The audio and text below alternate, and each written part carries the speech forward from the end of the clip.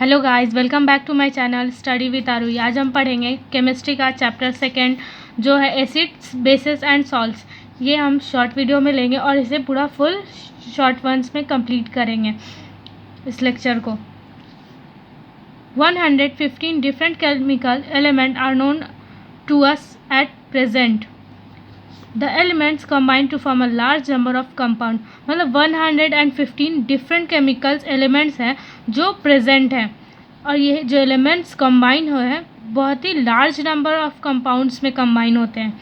ठीक है, on the basis of their chemical properties all the compounds can be classified into 3 groups. इनके basis पे, इनकी chemical properties के बेसिस पे इन्हें 3 ग्रुप में क्लासिफाइड किया गया है। किसमें? एसिड्स में, बेसिस में एंड सॉल्ट्स में। तो इन तीनों ग्रुप्स को हम देखेंगे और इनके जितनी भी टाइप्स हैं उस सबको डिटेल वाइज देखेंगे। पहले इंट्रोडक्शन है, इससे आप अपना नोट्स भी बना सकते हैं। तो पहले the sour and bitter taste of food are due to acid and bases are present in them. पहले हम एसिड और बेसिस के बारे में जानेंगे, उसके बाद हम सॉल्ट के बारे में जानेंगे, क्योंकि जब हम एसिड और बेसिस के बारे में अच्छे तरीके से जान लेंगे तो फिर हमें सॉल्ट जानने में प्रॉब्लम नहीं होगी। तो इस लाइन में क्या लिखा है? सॉर एंड बिटर टेस्ट, खट्टा और कड़वा जो टेस्ट होता है फूड का, भोजन का, उससे हमें क्या पता चलता है? जिस भी भोजन में खट्टा, सोर या बिटर टेस्ट होता है, प्रेजेंट होता है, उससे हम क्या कहते हैं? Acid and bases. Acids are sour in test. Acids जो होते हैं वो सोर होते हैं, खट्टे होते हैं टेस्ट में। And change the colour of blue litmus to red. ये ब्लू लिटमस को रेड में चेंज कर देते हैं। अभी लिटमस क्या होता है ये भी मैं अच्छे तरीके से बताऊंगी। तो फर्स्ट हम ये जान लेते हैं, एक बार एसिड का हम पूरा डेफिनेशन देख लेते हैं। The term acid has been derived from the Latin word. ये जो एसिड वर्ड है वो लैटिन वर्ड से डेराइव्ड है। Acidus which means sour. Acidus का मतलब होता है sour. Acids have sour taste. जैसा कि हम जानते हैं एसिड जो होता है हमारा सोर टेस्ट में होता है, खट्टा होता है। They turn blue litmus solution red. ये जो सोल्यूशन ये क्या करता है कि ब्लू लिटमस सोल्यूशन को रेड में चेंज कर देता है। They give H+ ions in aqueous solution. ये एक्वस सोल्यूशन में H+ आयंस देता है। एक्वस सोल्यूशन जो पानी में घुलने वाले सब्सटेंस होते हैं उन्हें हम एक्वस सोल्यूशन कहते हैं। तो इनके एक तो हमारा स्ट्रॉन्ग एसिड होता है, एक हमारा वीक एसिड होता है। स्ट्रॉन्ग एसिड होता है HCl, hydrochloric acid, H2SO4, HNO3। कितने लोगों को ये इसका नाम नहीं पता होता है, तो यहाँ पर दिया हुआ है, आप देख सकते हैं। HCl मतलब हाइड्रोक्लोरिक एसिड, H2SO4 मतलब सल्फ्यूरिक एसिड, HNO3 मतलब नाइट्रिक एसिड। इसे एसिड का हम एक छोटा सा शॉर्ट फॉर्म में ये भी लिख सकते हैं, substance which gives hydrogen ion और H+ ion in aqueous solution. ये एक छोटा सा डेफिनेशन है कि एसिड का मतलब क्या होता है कि जो सब्सटेंस हाइड्रोजन आयन देता है, H+ आयन देता है एक्वस सोल्यूशन में, उसे हम एसिड कहते हैं। अब कंसनट्रेटेड एसिड क्या होता है और डाइल्यूट एसिड क्या होता है? इसमें एकदम छोटा सा बात है कि more amount of acid plus less amount of water, उसे हम कहते हैं कंसनट्रेटेड एसिड। मतलब कि कंसनट्रेटेड एसिड में ज़्यादा मात्रा में एसिड होता है और कम मात्रा में पानी होता है। जिस एसिड में जिस भी फूड्स वगैरह में या किसी भी सब्सटेंस में एसिड की मात्रा ज़्यादा होती है वाटर से, उसे हम कंसनट्रेटेड एसिड कहते हैं। अब डाइल्यूट एसिड्स क्या होता है? डाइल्यूट एसिड में जस्ट इसका अपोजिट है कि more amount of water plus less amount of acid. मतलब कि ज़्यादा मात्रा में पानी रहेगा और कम मात्रा में एसिड रहेगा। मतलब कि एसिड की जो मात्रा रहेगी वो रहेगी लेकिन कम रहेगी। तो हमने जान लिया कि एसिड क्या होता है, जो खट्टा होता है, जो ब्लू लिटमस को रेड लिटमस में पेपर को चेंज कर देता है। लिटमस के बारे में भी अच्छे से जानेंगे। तो एसिड के बारे में तो जान लिया कि ये इसकी डेफिनेशन हो गई, कंसनट्रेटेड एसिड क्या होता है, डाइल्यूट एसिड क्या होता है। इसके बाद मुझे नहीं लगता कि किसी को भी कोई कन्फ्यूज़न होगा। अब हम जानेंगे प्रॉपर्टीज़ ऑफ बेसिस। देखो, this are the substance which are bitter in taste and soapy in touch. वह सब्सटेंस जो बिटर टेस्ट में हो, मतलब टेस्ट में कड़वा हो, और सोपी इन टच हो, they turn red litmus solution blue. देखो उसमें क्या लिखा हुआ था कि ब्लू लिटमस को सोल्यूशन को रेड में चेंज कर रहा था, इसमें रेड लिटमस सोल्यूशन को ब्लू में चेंज कर रहा है। तो मतलब अगर ये लाइन याद होगी, पता होगा कि एसिड किस में चेंज करता है और बेसिस किस में चेंज करते हैं, तो इसको याद करने की जरूरत, बस समझने की ज़रूरत है कि return red litmus solution blue, और एसिड में होता था कि blue litmus solution red. So they give OH minus ion in aqueous solution. ये एक्वस सोल्यूशन में OH माइनस आयन देते हैं. अब जैसे स्ट्रॉन्ग बेसिस कहते हैं NaOH, सोडियम हाइड्रोक्साइड हो गया KOH, potassium hydroxide CaOH, calcium hydroxide. फिर वीक बेसिस NHO4OH. एल्कलाइज क्या होता है? एल्कलीज उसिडिस are bases which are soluble in water. Alkalis उसे कहते हैं, उन चीज़ों को बोलते हैं जो बेसिस जो होते हैं जो सॉल्युबल इन वाटर होते हैं, जो पानी में घुल जाते हैं. जैसे कि बेसिस से हमारा सोप बनता है, उसी के फार्मूला से सोप बनता है, डिटर्जेंट बनता है, ये सब जो बनता है जो हमारे वाटर में डिज़ोल्व हो जाता है, उसे ही हम एल्कलीज कहते हैं. तो इसका एग्जांपल NaOH, KOH और CaOH जो हमारे स्ट्रॉन्ग बेसिस हैं, उन्हें ही हम कहते हैं. बेस का एक छोटा सा डेफिनेशन ये भी है, substance which gives hydroxyl ions और OH minus ion in aqueous solution. मतलब वह सब्सटेंस जो एक्वस सोल्यूशन में OH माइनस आयन मतलब कि हाइड्रोक्सिल आयंस देता है, उसे ही हम बेस कहते हैं. अब हम जानेंगे types of indicator and it's properties. जानेंगे कि इंडिकेटर्स क्या होता है और इसकी प्रॉपर्टीज़ क्या होती हैं. देखो, indicator substances which change their color, smell in different types of substance like acid and base. वह सब्सटेंस जो अपना कलर या स्मेल चेंज कर लेता है दूसरे सब्सटेंस के साथ मिल हो करके, जैसे कि एसिड एंड बेसिस, उसे ही हम इंडिकेटर्स कहते हैं. जैसा कि हमने जाना था कि रेड लिटमस सोल्यूशन जो था बेसिस में जो ब्लू में चेंज हो गया था, और एसिड में ब्लू लिटमस सोल्यूशन रेड में चेंज हो गया था. इसी टाइप से इसके टाइप्स होते हैं. टाइप्स ऑफ इंडिकेटर्स होते हैं natural indicators, scientific indicators, olfactory indicator. इन तीनों को डिटेल वाइज जानेंगे. First, natural indicators found in nature in plants. ये कहाँ मिलते हैं? हमें नेचर में मिलते हैं. प्लांट्स, प्रकृति द्वारा जो हमें इंडिकेटर्स मिलते हैं उसे हम नेचुरल इंडिकेटर्स कहते हैं, जो हमें प्लांट्स के ज़रिए मिलते हैं. जैसे कि एग्जांपल फॉर लिटमस हमें प्लांट से ही मिलता है. Red cabbage, leaves extract, flower of hydrangea plant और टर्मरिक.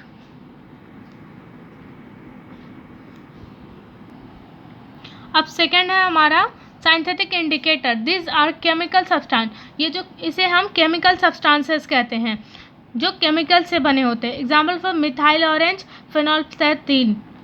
थर्ड है हमारा olfactory indicators. This substance have different odour in acid and bases. इसमें इस ऑल्फैक्टरी इंडिकेटर्स में क्या होता है कि वो सब्सटेंस जब अपना ऑर्डर चेंज कर देता है एसिड या बेस के कांटेक्ट में आने से, जैसे स्मेल चेंज कर देता है. इसका एग्जांपल हो जाएगा हमारा onion, vanilla essence, clove oils. अब हम जानेंगे, अब हमारा टॉपिक है reaction of acids and bases with metals. ये काफ़ी ज़्यादा क्वेश्चंस इससे पूछे जाते हैं. Reaction of acid with metals. क्या होगा जब हम किसी एसिड का मेटल्स के साथ रिएक्शन करवाएं. Acid react with metals to form metal salt and releases hydrogen gas. जब हम एसिड को मेटल के साथ रिएक्ट करवाते हैं तो हमारा प्रोडक्ट में सॉल्ट आता है, मेटल सॉल्ट आता है. क्या बनता है? हमारा सॉल्ट बनता है और रिलीज़ करता है hydrogen gas. Acid plus metal जब हम इसे रिएक्ट करवाएंगे तो हमारा सॉल्ट बनेगा और हाइड्रोजन गैस बनेगा. Example for zinc granules react with dilute hydraulic acid in a test tube. मतलब HCl प्लस जिंक हो गया हमारा, तो जिंक क्लोराइड बना और हाइड्रोजन गैस. जिंक क्लोराइड हमारा क्या हो गया? सॉल्ट हो गया, और ये क्या हो गया हमारा? हाइड्रोजन गैस हो गया. अब reaction of bases with metals. Bases react with metal to evolve hydrogen gas. जब बेसिस रिएक्ट होते हैं मेटल के साथ तो इसमें भी हाइड्रोजन गैस इवॉल्व होता. Also note that all metal do not have react with bases. मतलब कि ये इंपॉर्टेंट नोट है कि सारे बेसिस मेटल के साथ रिएक्ट नहीं करते, क्योंकि मेटल ज़्यादा रिएक्टिव एलिमेंट होता है, इसीलिए बेसिस के साथ रिएक्ट नहीं करता है. Do not react with bases. The metal must be more reactive than metals present in the base for the reaction take place. मतलब कि जिसमें मैंने कहा ना मोर रिएक्टिव होगा मेटल, तो मेटल कभी भी रिएक्ट नहीं करेगा बेसिस के साथ। हाँ, जो रिएक्टिव कम होंगे मेटल्स वो बेसिस के साथ रिएक्ट कर लेंगे। बेसिस पर प्लस मेटल्स जब इनका हम रिएक्शन करवाते हैं तो हमें सॉल्ट मिलता है और हाइड्रोजन गैस मिलता है। Example for zinc granules react with NaOH solution to form sodium zincate and evolve hydrogen gas. जब हम सोडियम हाइड्रोक्साइड को जिंक ग्रैन्यूल्स के जिंक के साथ रिएक्ट करवाते हैं तो सोडियम जिंकेट बनता है और हाइड्रोजन गैस रिलीज होता है। ये जो हमारा है ये भी हमारा सॉल्ट ही है। Hydrogen gas released can be tested by bringing burning candle near a gas bubbles. It burst with pop sound. अब हमें कैसे पता चलेगा कि हाइड्रोजन गैस रिलीज हो रहा है? इसे हम चेक करने के लिए जब हम रिएक्ट करवाएंगे बेसेस और मेटल्स को या एसिड और मेटल्स को, तो हम क्या करेंगे कि वहाँ पे ना एक बर्निंग कैंडल, एक जला हुआ कैंडल लेकर के जाएंगे उसके पास। वहाँ पर से बबल टाइप से कैंडल्स के जो ब्रिंगिंग रहेगी उसमें से बबल्स टाइप का निकलेगा और ये पॉप साउंड का रहेगा। तो इससे हमें समझ में आ जाएगा कि हाँ, हाइड्रोजन गैस रिलीज हो रहा है। अब reaction of acids with metal carbonates and metal hydrogen carbonates. अब हम एसिड्स का रिएक्शन देखेंगे मेटल कार्बोनेट्स के साथ और हाइड्रोजन कार्बोनेट्स के साथ। Acid reacts with metal carbonate and metal hydrogen carbonate to form salt, carbon dioxide and water. जब हम एसिड को रिएक्ट करवाते हैं मेटल कार्बोनेट या मेटल हाइड्रोजन कार्बोनेट के साथ तो हमें क्या मिलता है? सॉल्ट मिलता है, कार्बन डाइऑक्साइड मिलता है और वाटर मिलता है। मेटल कार्बोनेट, मेटल या हाइड्रोजन कार्बोनेट प्लस एसिड्स के साथ रिएक्ट हुए तो सॉल्ट, कार्बन डाइऑक्साइड, वाटर मिला। तो इसका एग्जाम्पल भी देख लेते हैं। फर्स्ट है पहले हमारा एसिड और ये हो गया हमारा NaCO3 मतलब सोडियम कार्बोनेट। ये हो गया ना हाइड्रोक्लोरिक एसिड और हमारा हो गया सोडियम कार्बोनेट। तो सोडियम क्लोराइड बनाया, ये हमारा हो गया सॉल्ट हो गया sodium chloride. CO2 carbon dioxide बनाया और वाटर बनाया। H2O का फॉर्म क्या होता है? H2O मतलब वाटर होता है। हाइड्रोजन और ऑक्सीजन मिलकर के हमारे वाटर बनाते हैं। अब इसका सेकेंड एग्जाम्पल दे देते हैं। HCl हाइड्रोक्लोरिक एसिड मिलकर के Na हाइड्रोजन कार्बोनेट मेटल के साथ मिलकर के क्या बनाया? NaCl, वही हमारा सॉल्ट बनाया, ये भी हमारा सॉल्ट ही है। और हमारा प्लस क्या बनाया? कार्बन डाइऑक्साइड और H2O वाटर बनाया। CO2 can be tested by passing it through lime water, it turns lime water milky. CO2 tested, जब हमें पता कैसे चलेगा कि जैसे हमने हाइड्रोजन का चेक किया कि हाँ हाइड्रोजन गैस निकल रहा है, हाइड्रोजन गैस पास्ड हो रही है, तो हमें कैसे पता चला? हमने टेस्ट किया कैंडल को उसके पास ले जा करके तो हमें पॉप साउंड मिला। ठीक है, तो हमने टेस्ट करके जाना कि हाँ कैसे हमें हाइड्रोजन गैस रिलीज हो रही है। अब हम जानेंगे CO2 के बारे में, मतलब कार्बन डाइऑक्साइड। जो हमने इतने एग्जाम्पल्स में देखे कि कार्बन डाइऑक्साइड रिलीज हो रहा है तो इसको हम टेस्ट कैसे करेंगे?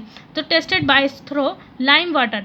लाइम वाटर को उसके पास लेके जाएंगे और it turns lime water milky. जैसे ही हम उसके पास लेके जाएंगे तो लाइम वाटर जो होगा वो मिल्की हो जाएगा, बिल्कुल दूध की तरह हो जाएगा। लाइम वाटर का फॉर्मूला है CaOH।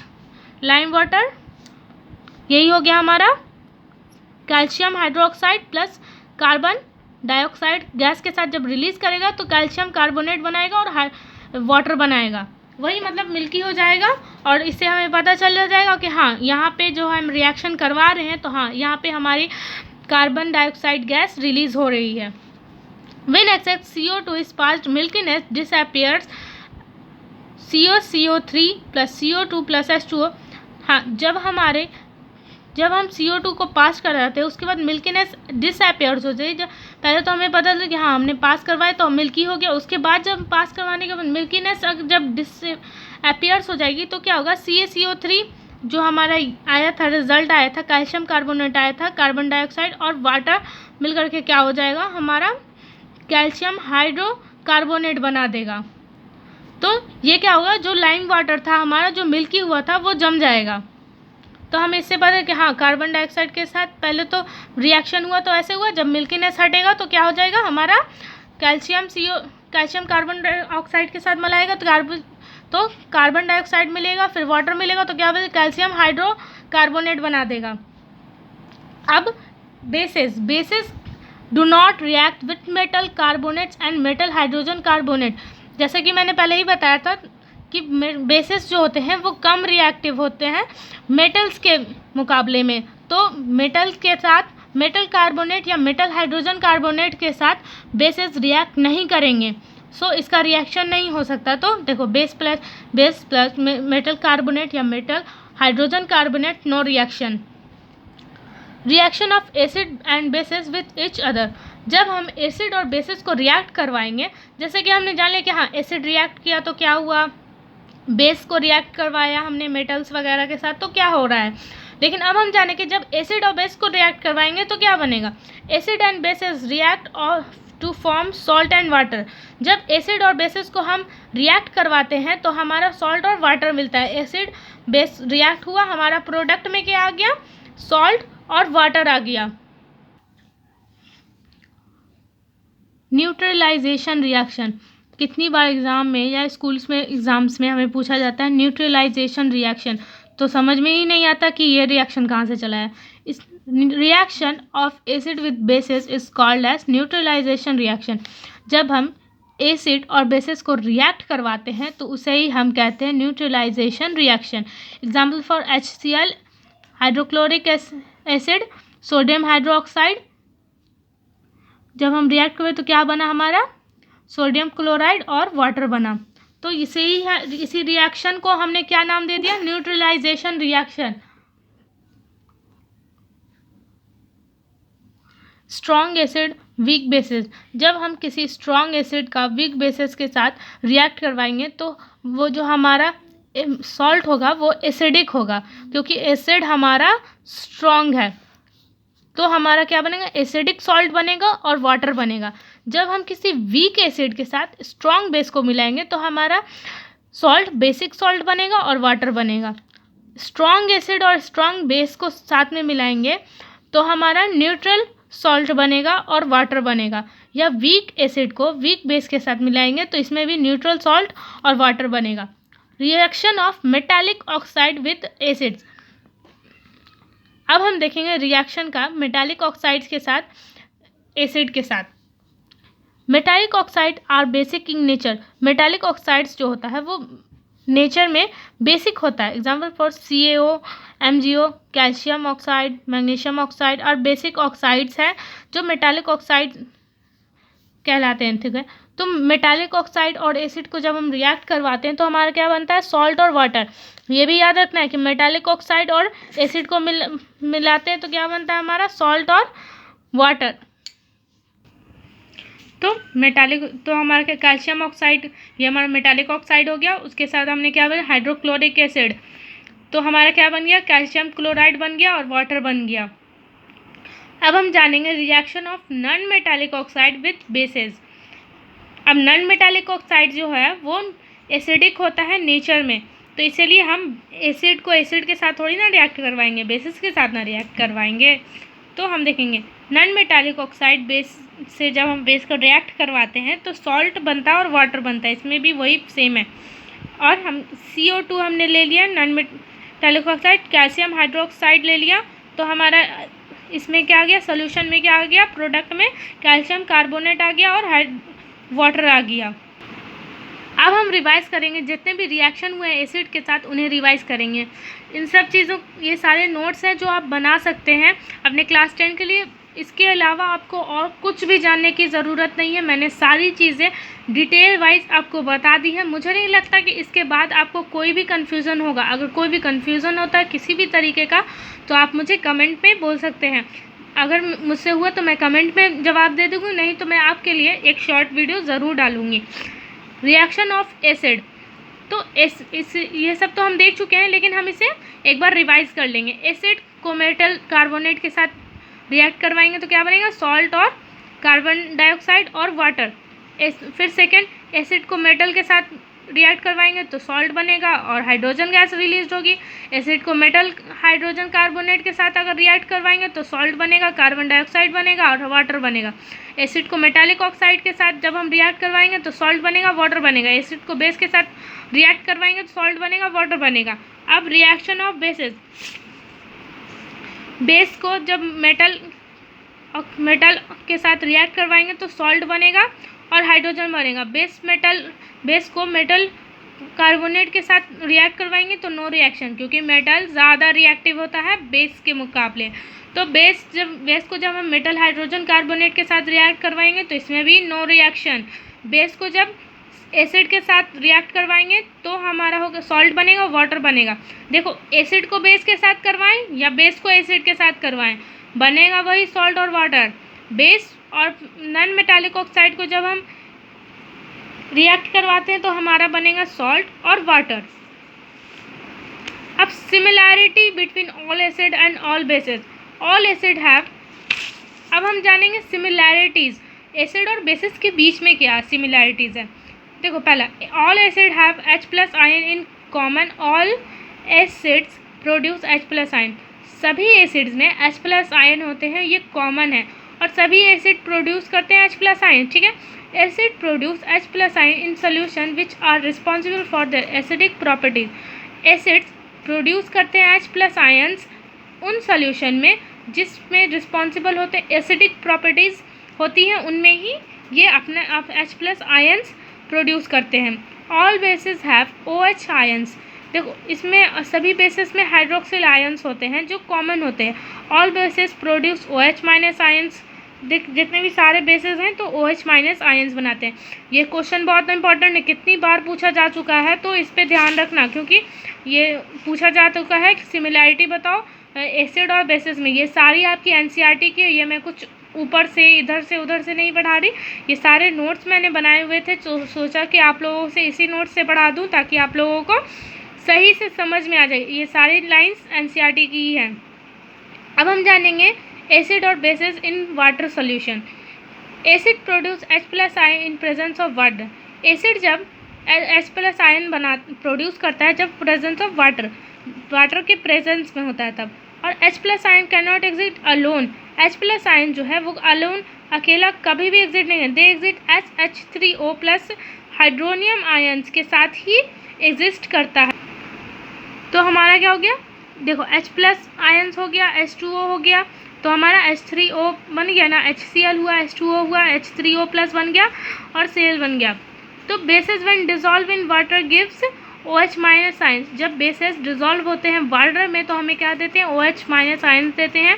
जैसे NaOH वाटर हो गया तो Na+ बन गया प्लस OH- बन गया। अब MgOH मैग्नीशियम हाइड्रोक्साइड मिल गया, वाटर मिला, तो क्या बना मैग्नीशियम 2+ और क्या बनेगा 2OH बन गया। Bases soluble in water are called alkali. देखो, फिर से मैंने ये नोट्स में दिया है कि बेसिस जो होते हैं जो सॉल्युबल होते हैं वाटर में उन्हें हम एल्कलीज कहते हैं। While diluting acid in it is recommended that the acid should be added to water and not water to acid, because the process of dissolving a acid और a bases in water is highly exothermic. देखो, ये बहुत ही important topic आ गया, ये NCERT का है, तुम्हें पूछा जा सकता है कि एसिड को पानी में डालना चाहिए या पानी को एसिड में डालना चाहिए। बड़ा ही कंफ्यूजिंग वाला क्वेश्चन है ना, तो जानते इसके बारे में। ये लाइन उसी के लिए है। While diluting acids it is recommended, क्या रिकमेंड है हमें, that the acid should be added to water. हमें एसिड को वाटर में मिलाना चाहिए, न कि वाटर को एसिड में, बिकॉज क्योंकि यह प्रक्रिया हम डिसॉल्विंग वाली एसिड को, ये बहुत ही ख़तरनाक हो सकती है हमारे लिए, हाईली एक्सोथर्मिक हो सकती है। Strength of acid and basis solution. अब इन एसिड और बेसिस सोल्यूशन का स्ट्रेंथ हम कैसे जान सकते हैं कि कौन एसिड कितना ज़्यादा मात्रा में स्ट्रेंथ है, किसका बेस ज़्यादा रिएक्टिव है। इसके जानने के लिए स्ट्रेंथ ऑफ एसिड और basis can be estimated using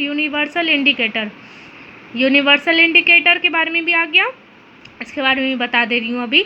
देखो, लेकिन पहले ये वाली लाइन समझ लो कि स्ट्रेंथ जो होता है एसिड और बेसिस का हम किससे एस्टिमेट करते हैं, हम क्या इस्तेमाल करते हैं, यूनिवर्सल इंडिकेटर। अब ये जानेंगे कि यूनिवर्सल इंडिकेटर क्या होता है। Universal indicator it is a mixture of several indicators, it shows different concentration of H+ ion in the solution. Universal indicators जो होता है ये मिक्सचर होता है सेवरल इंडिकेटर्स का। सेवरल इंडिकेटर्स का मिक्सचर को ही हम यूनिवर्सल इंडिकेटर्स कहते हैं। देखो ये सारे नोट्स आपके लिए ही है, मेरे लिए नहीं है। मेरा का क्या है, मैं तो किसी भी बुक से पढ़ा, लेकिन ये जो नोट्स होते हैं ना, ये नोट्स ये होते हैं, आप बुक खोलने के लिए बैठोगे एनसीईआरटी के बुक पढ़ना बहुत डिफ़िकल्ट है। एक बार पढ़ लिया, लेकिन हाँ एग्ज़ाम टाइम में अगर उसे रिवाइज़ करना बहुत ही मुश्किल हो जाता है। तो ये छोटे छोटे नोट्स ही होते हैं जो हमें जल्दी से पढ़े जा सकते हैं, तो नोट्स ज़रूर बनाना। पीएच स्केल क्या होता है? A scale for measuring H+ ion concentration in a solution. P in pH stand for potence, a German word which means power. देखो पीएच स्केल क्या होता है? पीएच स्केल मेज़र करता है H+ आयन को, ठीक है, कि सोल्यूशन में कितना ज़्यादा H+ आयन, की एसिडिक कितना है, बेसिस कितना है, इसको बताता है। P इन pH स्टैंड, देखो pH स्केल में जो P है, pH स्टैंड है, वो पोटेंस है।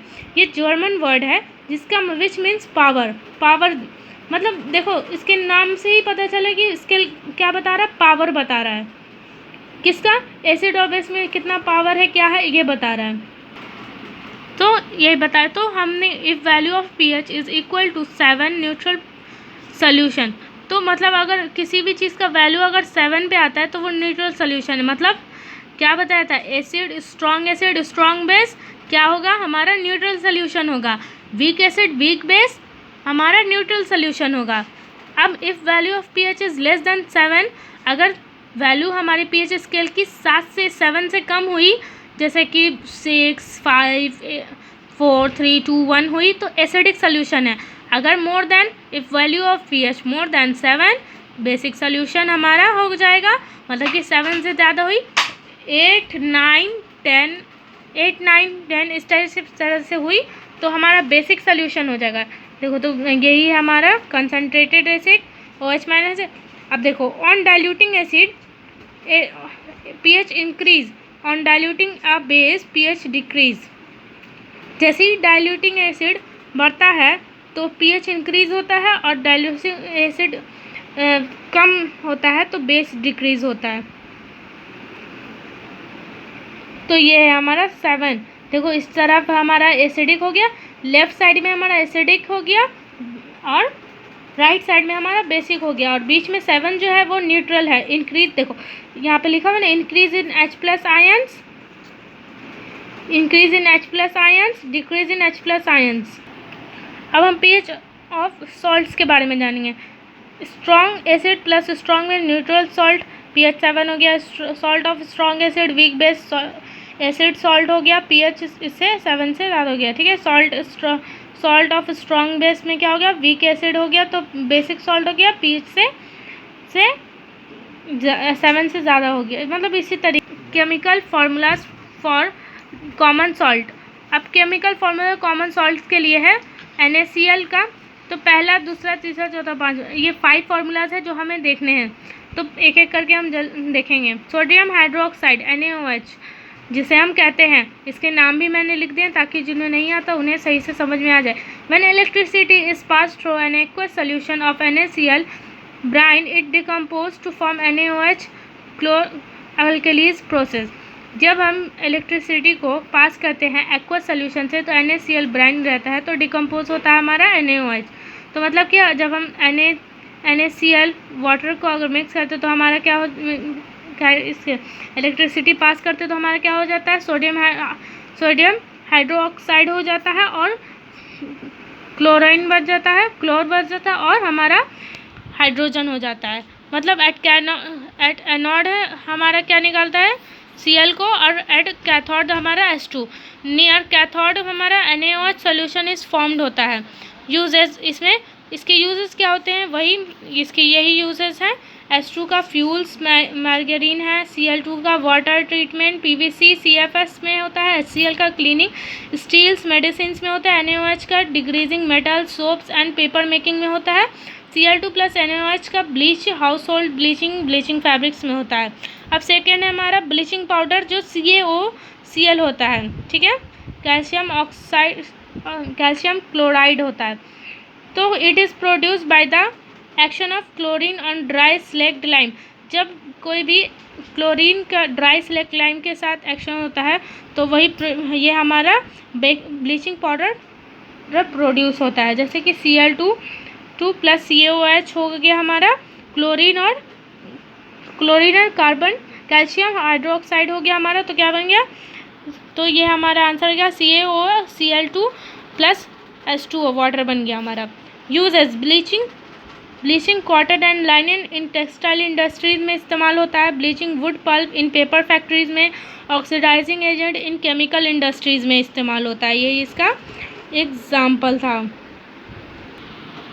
अब है हमारा baking soda, sodium hydrogen carbonate जो है हमारा NaHCO3, NaCl water, carbon dioxide जब हमारा मिलता है NH के साथ तो हमारा NH4Cl बनता है प्लस NaHCO3 बनता है, यही हमारा बेकिंग सोडा होता है। It is melt non corrosive base है, ठीक है। When it is heated during cooking, जब हम इसे कुकिंग के दौरान हीट करते हैं तो क्या होता है, NaHCO3 सोडियम हाइड्रोजन कार्बोनेट को जब हम हीट करते हैं तो हमारा क्या बनता है, Na2CO3 plus H2O plus CO2 बनता है हमारा। अब इसके यूजेस क्या है, for making baking powder mixture of, अब हम इससे हम बेकिंग पाउडर भी बना सकते हैं, बेकिंग सोडा से ही हमारा बेकिंग पाउडर बनता है, तो इसका mixture of baking soda and tartaric acid हमारा मिक्स होता है इसके साथ, तब हमारा when baking powder is heated और मिक्सड विद वाटर, तब हमारा बेकिंग पाउडर मिक्सड होता है वाटर के, तब हमारा बेकिंग पाउडर बनता है। When baking powder is heated or mixed with water, CO2 is produced which cause bread and cake to rise making themselves। जब हमारा बेकिंग पाउडर बना तो बेकिंग पाउडर को हम लोग इस्तेमाल करते हैं जब हम उसे किसी भी मिक्स्ड चीज़ के साथ, पानी के साथ या किसी भी चीज़ के साथ मिक्स्ड करते हैं और उसे जब हीट करते हैं तो CO2 क्या करता है, हमारा प्रोड्यूस होता है, और उससे क्या होता है, काउजेस क्या होते हैं कि ब्रेड या केक में इस्तेमाल होता है, जिससे वो सॉफ्ट और स्पंजी हो जाता है। और सेकंड इसका यूजेस है, एन इंग्रेडिएंट इन एंटासिड में इस्तेमाल होता है, used in soda acid, fire extinguishers में इस्तेमाल होता है। अब हमारा फोर्थ वॉशिंग सोडा Na2CO3 और 0.10 H2O। Recrystallisation of sodium carbonate give washing soda, it is a basic salt. जब रिक्रिस्टलाइजेशन होता है सोडियम कार्बोनेट के साथ तो हमें क्या मिलता है, वॉशिंग सोडा मिलता है जो बेसिक सॉल्ट होता है। Na2CO3 प्लस 10 H2O हमारा होता है, तो Na2CO3 0.10 H2O बनता है। अब इसके यूजेस क्या है, in glass, soap and paper industries में मैन्युफैक्चर ऑफ बोरैक्स बनाने के लिए इस्तेमाल होता है, cleaning agent of domestic purpose के लिए, for removing permanent hardness of water के लिए। और ये हमारा 5 है last, plaster of Paris, calcium sulphate hemihydrates CaSO4.1/2 H2O। ये जो हमारा है प्लास्टर ऑफ पेरिस, जब किसी की हड्डी टूट जाती है तो यही प्लास्टर ऑफ पेरिस ही लगता है। ऑन हीटिंग जिप्सम एक सब्सटेंस होता है जिसे जब हम हीट करते हैं तो इसके बाद हमारा प्लास्टर ऑफ पेरिस बनता है, और उसे ही हम जहाँ पे जो हमारी हड्डियाँ टूटी होती हैं, बोन्स क्रैक होते हैं, उन पे हम प्लास्टर करते हैं। तो on heating gypsum CaSO4.2 H2O at 373 K it loses water molecules and becomes plaster of Paris. वो क्या करता है कि वाटर मॉलिक्यूल्स जो होते हैं उसे लूज़ कर देता है और प्लास्टर ऑफ पेरिस बन जाता है। It is a white powder and on mixing with water is change to gypsum. एक वाइट पाउडर रहता है, जब हम इसको पानी के साथ मिलाते हैं तो हमारा ये जिप्सम बन जाता है। उसके बाद जब हम इसे हीट करते हैं कितने इस पर 373 के पे, तो हमारा क्या केल्विन पे, तो हमारा क्या हो जाता है, हमारा प्लास्टर ऑफ पेरिस बन जाता है।